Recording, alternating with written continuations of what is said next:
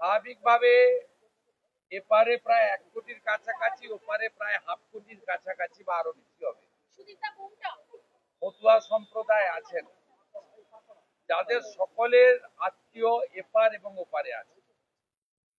একটা পুরো গ্রামে 19টা বাড়ি, যার মধ্যে 10টা মতুয়া সম্প্রদায়ের এবং 9টা বৈষ্ণব সম্প্রদায়, অর্থাৎ সকলেই সনাতনী। তাদের বাড়ি পুড়িয়ে দেওয়া হয়েছে এবং তারা যেভাবে দিন কাটাচ্ছে এটা আমরা মেনে নিতে পারি না। আমি ডেপুটি হাই কমিশনারকে প্রথম বলেছি যে দেখুন, দেশের আভ্যন্তরীণ নিরাপত্তা আপনাদের, আমরা হস্তক্ষেপ করতে আসিনি, আমরা এমএলএ, আমরা আইনটা জানি, কিন্তু আমাদের সঙ্গে বাংলাদেশের সনাতনীদের এবং মতুয়াদের দুটো সম্পর্ক আছে। একটা হচ্ছে ধর্মীয় সম্পর্ক, আর একটা হচ্ছে আত্মীয়তার সম্পর্ক। আমার আত্মীয়, তিনি যে প্রান্তেই থাকুন না কেন, তার বাড়ি যদি পুড়িয়ে দেওয়া হয়, তিনি যদি আশ্রয়হীন হন, আক্রান্ত হন, আমি আত্মীয় হিসেবে ওটা অন্য দেশ, এটা অন্য দেশ চুপ করে থাকতে পারি না। স্বাভাবিকভাবে আমরা আত্মীয়তা এবং ধর্মীয় মেলবন্ধনের নিরিখে আজকে এখানে এসেছি। আমার সাথে মতুয়া সম্প্রদায়ের যারা বিজেপির বিধায়ক আছেন, তারা অনেকেই এসেছেন। একদিনের নোটিশে বলেছি, 1-2 জন আসতে পারেননি, তাদের অন্য প্রি অকুপাইড কাজ ছিল। আমার সঙ্গে আমাদের উদ্বাস্তু সেলের কনভেনার তথা কবিয়াল বিধায়ক অসীম সরকার ছিলেন। বনগাঁর মতুয়া সংগঠনের নেতৃত্ব, আমাদের অন্যতম নেতৃত্ব এমএলএ অশোক কীর্তনিয়া ছিলেন। মতুয়া সমাজের অন্যতম নেতা সংগঠক আরেক এমএলএ স্বপন মজুমদার ছিলেন। আরেক এমএলএ অম্বিকা রায় ছিলেন কল্যাণের, অসীম বিশ্বাস ছিলেন এবং আশিস বিশ্বাস ছিলেন। আর বহু মতুয়ার বাস ব্যারাকপুর এলাকা, সেখান থেকে ভাই পবন সিংহ ছিলেন।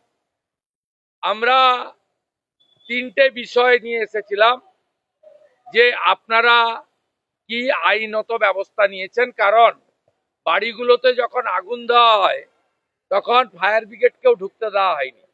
সম্পূর্ণ পুড়ে যাওয়ার পরে আর্মির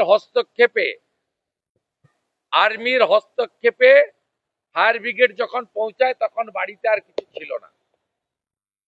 কি করেছেন আপনারা?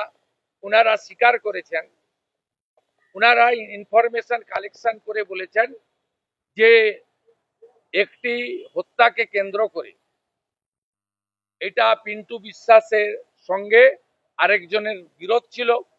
পিন্টু বিশ্বাস অ্যাকিউজ, তাকে কেন্দ্র করে এটা হয়েছে। আমি বললাম, পিন্টু বিশ্বাস অ্যাকিউজ, এরা তো অ্যাকিউজ নয়, এদের সবার বাড়ি পুড়িয়ে দিলেন কেন?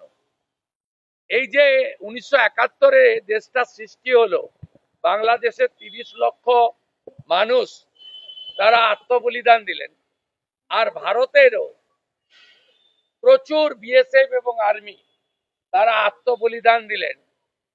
দেওয়ার পরে দেশটা স্বাধীন হলো, তখন হিন্দু জনসংখ্যা ছিল 23%, আজকে 7-7.5-এ নেমে আসছে। আপনারা কি চাইছেন এখান থেকে হিন্দু পলায়ন হোক?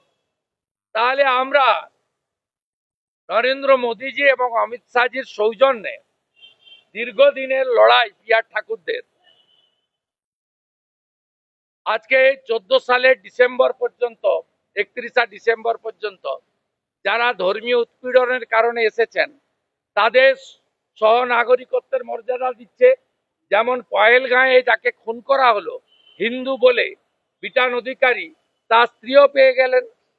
তাহলে আমরা মোদীজিকে এবং অমিত শাহজিকে অনুরোধ করব যে ডেট তুলে দেন, কারণ এখনো এই অত্যাচার হলে এরা যাবে কোথায়?